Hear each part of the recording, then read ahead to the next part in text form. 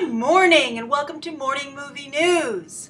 Now, considering that Pirates of the Caribbean is one of the biggest franchises of all time, and as a result has made the Pirates of the Caribbean the ride the most successful theme park ride of all time, it's not surprising that Disney wants to continue to mine their considerable theme park empire for future movie ideas. Of course, none of them have worked out anywhere close to the success of the Pirates franchise. As you might recall, there was the Haunted Mansion film with Eddie Murphy, and there was some talk they wanted to turn Big Thunder Mountain Railroad into a television show. They might still be working on that. It never really quite materialized. But they have a new idea. A writer, Jared Stern, who's worked with Disney before on a number of their animated films, really just providing additional story material. That's the credit that he got. But he's pitched Disney a Small World movie. And I have to say, the first reaction a lot of people had yesterday when the news broke was they took jabs at It's a Small World, and they made disparaging jokes about the ride. But I have to tell you that I really enjoy the It's a Small World ride. It's one of my favorite rides when I was a child. I'm a big Disney fan. I used to like to just ride around in it continuously because I used to go at times when the park wasn't very crowded, so I could do that. And I think if they can pull it off, you know, maybe it could be a good movie. And I think that the team behind it that's coming together has some potential. It's not a smash guaranteed hit, but let me tell you how the project's coming together. It's a little bit down the line. You're not going to see a Small World movie in, say, 2015 or 2016, but they're actively and aggressively working on it. So Jared Stern, who pitched this idea, is going to write the Small World film, and he's also going to co-produce.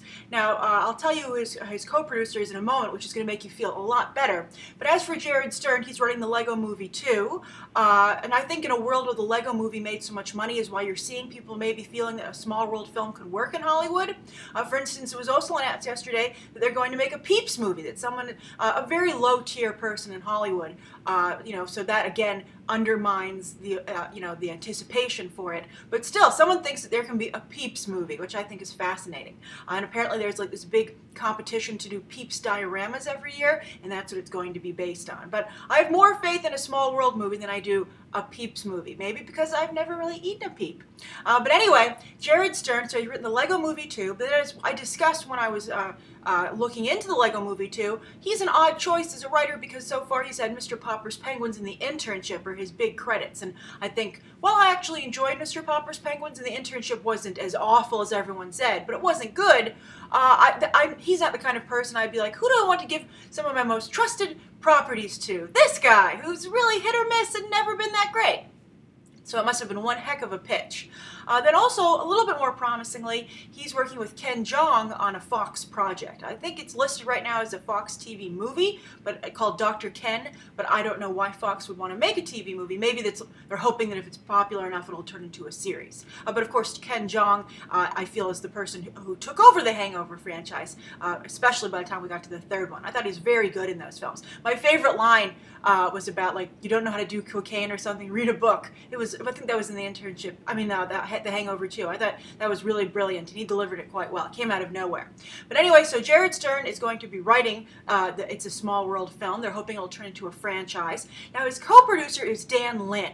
Now, we talked about Dan Lin previously. He's really making a name for himself. He spearheaded the Lego Movie quite successfully, and then also he's moving on to produce the Justice League film for Warner Brothers. They're so happy with him in-house, but apparently he doesn't have a deal exclusively with the studio because this Small World movie would be a Disney film, obviously.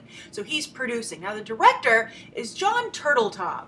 Another person you might be like, that's a very scary choice, Disney, because he helmed your National Treasure movies. Of course, National Treasure 1 was a big success, maybe not critically, and maybe people didn't feel too good about themselves after watching it, but still it warranted a sequel, which it did not do particularly well. Disney says it's still working on a National Treasure 3. They haven't scrapped it, but they still haven't made it. But I have to say, I feel a little better about Jon Turteltaub after seeing Las Vegas earlier this year. I really liked Las Vegas. I thought it was a very good film. That's the kind of oldie Rat Pack film with Michael Douglas, Robert De Niro, Kevin Kline, and Morgan Freeman all going to Las Vegas for a bachelor party for Michael Douglas's character. Mary Steenburgen's also in the film. It's actually out, I believe, on home video now for streaming and such. And I really do recommend you watch it. It's very good, it's very good energy. It's very funny. And so seeing a film like that would give me some a little more faith in Turteltaub to maybe pull off a Small World film. I just hope that it features kids. Maybe we can find some good kid actors. Go get that kid over on the Goldbergs. He's fantastic over on ABC. I think he's Michael J. Fox level good. I think he's a very talented young actor. Because A Small World is about kids. I don't want to see a small world with a bunch of adults running around. I think that kind of defeats the purpose. But I think, you know, we're always talking here about the new emerging global box office. So you can imagine a pitch that says, hey, A Small World will literally play to every country because it's going to take place in every country, or certainly multiple countries. And maybe it's A Small World because it'll be such a globe-trotting adventure, although Carmen Sandiego never got off the ground, did it? Maybe they can hit some countries that we don't usually see in movies. I think we usually are used to seeing, you know, Hong Kong, Paris, London, etc. South America is getting some attention these days, but that still leaves a lot of the map still to be depicted by Hollywood. So that's the first story of the day, and I'm wondering if you can see yourself in any way seeing It's a Small World movie, and what would be your idea? What would be your pitch for Disney? So that's the first story of the day. The second is another unlikely source material project that's going to be going to this kind of big screen, and that's Chu, an Image Comics title, which is a very big cult hit, almost verging on an actual hit. So again, it's an Image comic. Image Comics is really one of at the forefront of the comic book industry right now because creators just gravitate toward it because they're frustrated with some of the micromanaging going on at the big two, particularly DC, but you know, Marvel to some degree as well. But if you go over to Image, you have full control over your project, you know, and ownership. On the other hand, though, Image therefore does not go and negotiate deals because they don't own any of your property, so you don't have an in-house team, you know, working with Hollywood to try and funnel projects to the big leagues. Of course, The Walking Dead was a big hit out of Image. It's the comic that built Image. You know, we always talk about franchises that put a place on the map: Despicable Me, Illumination Entertainment, Shrek, DreamWorks Animation, Toy Story, Pixar, and The Walking Dead is Image Comics' version of that. And of course, everybody who goes to Image Comics since The Walking Dead became a hit thinks that they might have the next big Walking Dead. We've yet to really see anybody else emerge at that level that Robert Kirkman has, but they're still trying. So anyway, so that's why you don't see as many Image Comics making it to television or film. But anyway, Chu has made it kind of to a semi-level. So anyway, Chu, I've tried to read Chu, by the way. It really grossed me out. I couldn't get through it. It really can be disgusting. Basically, it's about this character, let's see here, I have the story pulled up here. It's about a character called Tony Chu. He's a detective, an Asian American. He's going to be voiced by Steven Yeun, and that's a big part of this story. Steven Yeun, of course, is from The Walking Dead, and also he did the voice of the first Avatar on The Legend of Korra and did a phenomenal job. So they're really happy to, I mean, if some of you have been arguing this point with me, does a voice actor's nationality or ethnicity have to match the ethnicity of the character? I feel it does, and so it's great that this is what they're doing here, that Steven Yeun will be voicing Tony Chu in this comic. So Tony Chu is a cibopath, and basically that means whatever he tastes he can get like a psychic connection with. He's a psychic basically who has to eat something to feel that connection, but it can be anything, not just food. He can eat a person's bodily fluid, etc., and that's kind of where the series lost me. And he has a love interest named, let's see here, Amelia Mintz, who will be voiced by Felicia Day, of course, from the Guild popularity online, that online series, that web series. She's also moved a little bit into the mainstream as well as a result because it's so popular. A very good relationship with Nerdist, which I think helps her out. And Amelia Mintz is a food critic who happens to be a saboscrivner, which is someone who writes about food so convincingly and well that you can actually taste what she's writing about. So it's a detective mystery series. It's very clever, very different, as you can see, very out of the box, and it does have a huge following. So it's going to become an animated movie, and it's being produced by a company, Heavy Metal. It's a multimedia company that has done something called Torchwood Web of Lies and Peter Panzerfaust. I'm not sure how many of you might be familiar with these properties, but they obviously don't have great distribution, and they're hoping for Chu to be a digital broadcast and then be something that goes direct to, you know, home release, streaming, Netflix, etc. But which is a way a lot of people watch entertainment these days anyway.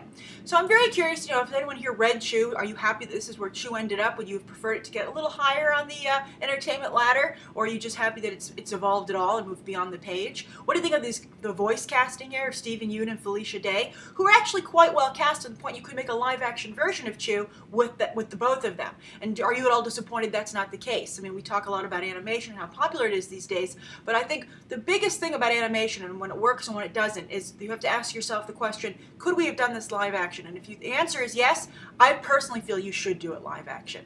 I think animation is a very difficult medium, and I think that line is becoming very difficult to decide where it is these days thanks to special effects. You could certainly do Chu as a live action feature. Maybe Steven Yeun doesn't want to actually eat these things. But, you know, I'm sure they could whip something up in the prop department. But anyway, it's very interesting to see how comic books are kind of evolving. And it's such a crowded field with so many people having such high hopes about their property getting picked up, a la The Walking Dead, that you're seeing, you know, they're doing the best they can. And so I'm wondering if you guys feel this is at all valid or if this is kind of like a non-starter for Image Comics and Chu. All right, so that's the second story of the day. The third story of the day, talking about comic book companies trying to get into the movie and television business, Boom Studios has a tremendous deal with Fox that they've made, and they've actually just moved on to the Fox lot. And I think this is the best deal I've seen yet outside of the big two for a relationship with Hollywood. Now, full disclosure, the comic book that I wrote, Superbia, it was a 4-issue miniseries, and then it had another additional 12-issue run as an ongoing, is with Boom Studios. So full disclosure, but nothing's going on with my comic book with Fox, so I just want to be totally upfront and honest about that. But I thought it was such a big deal, and so to see a comic book company succeed like this outside of the big two, I wanted to report on it anyway. All right, so Boom Studios, they've upped they upped one of their people, Stephen Christie, inside the company. He's going to be the head of development within them, and then they've made a hire as well to be somebody who interacts with the with Fox on the film. And it's very interesting to see the evolution of Boom Studios. I think they really got onto the map with their Disney license, which was they did a very nice job with it. I did some work with them because of that Disney license via the Muppets side of things. I wrote, you know, Muppet Peter Pan, and did some work for them. So that really, I think, put them on the map, and they did a wonderful job, as I said, with that license, putting out some really beautiful hardcovers. Now, of course, they lost that when Marvel purchased Disney, and that was a hit for the company, but they'd already been put on the map and shown they could do a very good job with the kid license. So that led them to have a very good deal with the people who do Adventure Time. And so that's done very well for them. They put out a lot of Adventure Time comics and a lot of spin-off comics from a lot of the creators from that show. And they also have a Peanuts license, and they do quite well with licenses. Licenses, you know, oftentimes licenses seem to downgrade a company, but I think that Boom has really built themselves on licenses. For instance, and one of the big licenses they had, I think that really helped them out a lot, was their Fox licenses. Planet of the Apes licenses for comics, 28 Days Later, a Die Hard Year One series, and apparently Fox was so happy with this relationship they decided to do a deal, overall first look deal with Boom. And part of that deal was to give them offices on the Fox lot and to really aggressively pursue their catalog, and I'm sure also to have Boom continue to publish comics based on their catalog. It's really a great two-way street relationship. And so it's interesting to see, as I said, a company outside of Marvel and DC, which by the way don't have deals, they are outrightly owned by their respective studios, Disney and Warner Brothers. It's interesting to see somebody else get into this space, and perhaps in a very big way. I think Oni Press looked like they were going to do quite well for a while. Oh, also, another thing that facilitated this deal for Boom was the acquisition of Archaea Comics. They're the ones behind Mouse Guard, Fraggle Rock. I've also worked for Archaea. I know this group of people very well. They're very nice people. You know, often people say it couldn't happen to a nicer group of people. It's true here, I believe. They're also a very smart, business-savvy company, something that I really appreciated when I was working with them. You know, as you all know, I really appreciate having a good, strong business sense, and I think that Boom has that, which is why I think they've achieved this. But Oni, for instance, was doing quite well for a while as well. They also produced their own properties, but they were looking very promising with Scott Pilgrim. But then, of course, Scott Pilgrim didn't do well at the box office, which I think was a setback for them. And then also they had the Sixth Gun miniseries, our television show, which was almost greenlit. It went to pilot. They had someone from Lost on board making that, but it just didn't work out. And I think that's also been a setback for Oni. But they are also aggressively trying to get into the space. But they aren't on any studios lot. So I'm very curious to see how this works out for Boom, and you know, what this might mean for other companies, and if you like this idea of comic book companies becoming so closely aligned with Hollywood to become basically mini production companies. And also, I think I want you to reference you back to what's going on with Image. They don't have a department like that because they don't have ownership of their titles, so they can't do what Boom is doing. They can't have a director of development because there's nothing in it for them unless they want to alter their contract, which would be a very big deal. But Image has a very good lineup as well. Boom is trying to build up a similar lineup of, original comics. I think you've seen a lot of original material coming from them lately. And I think with this Fox deal, you'll see even more people, more creators pitching to them. Maybe they can draw some business away from Image because they have a deal in place. They have a development deal in place. They have a studio that's actively looking at their content, while at Image, you basically have to go and make those connections yourself and hope that that your product catches the eye of an agent or a development executive. So that's the third story of the day. So now we're on to our viewer question. The viewer question comes from Ralph Ortiz, and he says, "Hey Grace, you're so awesome. Sometimes I just put my homework down to watch you." That's awesome. I have to say, I've been getting a number of comments lately about people who say they watch this show after school. Either they put their homework down, and I'm glad to be a break, and then you go back to your homework, of course, Ralph. And then also, they watch this just as their after school television. And as someone, I think, as anyone who's gone to school can attest, that's a very important choice. It allows you to unwind and relax from the day. So I'm just honored that I would fill that spot because I remember how much it meant to me when I was coming home from school. So I really appreciate that. I just love hearing how people enjoy the show in general because it's not only fun and interesting to me, but it helps me to understand better how you enjoy the show, and so I can maybe sometimes tailor it a little bit to your needs. So anyway, Ralph does have a question and says, so one question I have is that I know some people do not like the new Spider-Man movie. He says Spidey movie, The Amazing Spider-Man 2. It's opened already in multiple countries overseas. We get it May 2nd here. But do you think Andrew and the cast are promoting their movie and getting paid what they deserve? Great example. We just talked yesterday about actors, whether or not their star power. This has been a big discussion with Johnny Depp and how he was not able to bring in an audience for Transcendence, despite that being why he was brought onto the project and paid so much money. But The Amazing Spider-Man 2 is a great example of this. Now, Andrew Garfield and Emma Stone, I think, are being paid exactly what they deserve. They're not being paid huge salaries, of course, off this project, and that's exactly why they were hired. They were up-and-coming talent who was a symbiotic relationship, kind of like the deal that Boom and Fox has, where by hiring Andrew Garfield and Emma Stone, as a side effect, they got to be a couple in real life, so they found potentially their soulmate, so they got that out of the deal, but I don't think that matters to their agents and managers, although maybe if they're a power couple. But anyway, it elevated both their careers substantially, at least Andrew Garfield's. I mean, of course, you haven't really seen that yet because they have to work so hard on these movies. They don't have time to make other films, but I think when they're finished with their work here, they'll be available, and you'll see them getting much better opportunities because of working in the Spider-Man films, because their profiles have been raised. And I think the films have been, I am hearing mixed reviews about this latest Spider-Man film, but the problems aren't with the cast. So I think people are I'm happy with the cast, and I think a lot of other people are as well. They did good. But so anyway, they weren't paid a lot of money because the trade-off was they got their profiles raised. They became bigger stars in Hollywood. Now, of course, they weren't paid nothing, obviously, but you're not seeing these huge deals like Johnny Depp got for Transcendence. So that's why you would hire actors like that. And it's one of the reasons, another thing I think that why studios tend to go with younger actors, because younger actors are cheaper. And also maybe why they wouldn't be averse to Andrew Garfield moving on after 3 films or whatever the length of his contract is, because they'd have to pay him a heck of a lot more money to re-sign him. And maybe they'd be better off finding a Miles Morales or a Spider-Woman character to take over. So anyway, so I think Andrew Garfield and Emma Stone are not paid a lot of money. And also, I have to say, they worked very hard for this film. They really are impressive in traveling the world, always being upbeat. They were at the MTV Movie Awards doing a spot. They've been on Ellen. You've seen them everywhere. And they really work hard to advertise the film. And I think that's very admirable because, as we said yesterday, that's part of their job. Now, then you have to take someone like Jamie Foxx, who I'm sure is getting paid more money. He's a bigger name. He brings in a demographic that I think that this franchise needs to continue to succeed, diversity. He also has fans of all colors because of his great body of work, and he's an Oscar winner. So I think you're certainly going to see him getting more money here. Not huge, because I think Jamie Foxx's box office is not great. It's certainly not what Johnny Depp's has been, so that's why he can have asked for $20 million. I don't think that Jamie Foxx can get $20 million, but maybe 10 or so. He can get a very nice number, and as I said, certainly more than Emma Stone and Andrew Garfield are getting. But I have to say, to Jamie Foxx's credit, he's also done a phenomenal job advertising this film, and he has not pulled any prima donna moves. He has been right next to Andrew Garfield and Emma Stone, being a team player. And I think that's a tricky position to be put in, because I think because they're a real-life couple and they're a different age group, I think they pull focus a little bit sometimes from Jamie Foxx and the publicity that I've seen.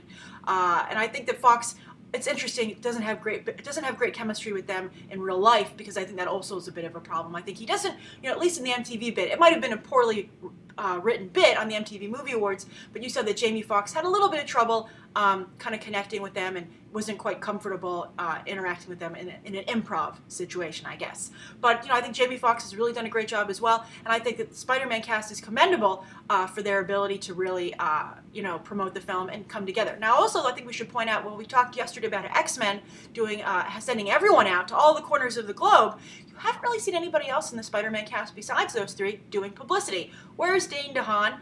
Where's Paul Giamatti? Where's Felicity Jones? She should be wanting to get a lot of press off of this. And of course, Chris Cooper is supposed to be in this movie somewhere. Maybe there'll be a second wave of publicity because maybe their characters have a lot of secret things about them. But it's a very big cast here as well. Sally Field, and you're not really seeing any publicity from that group at all.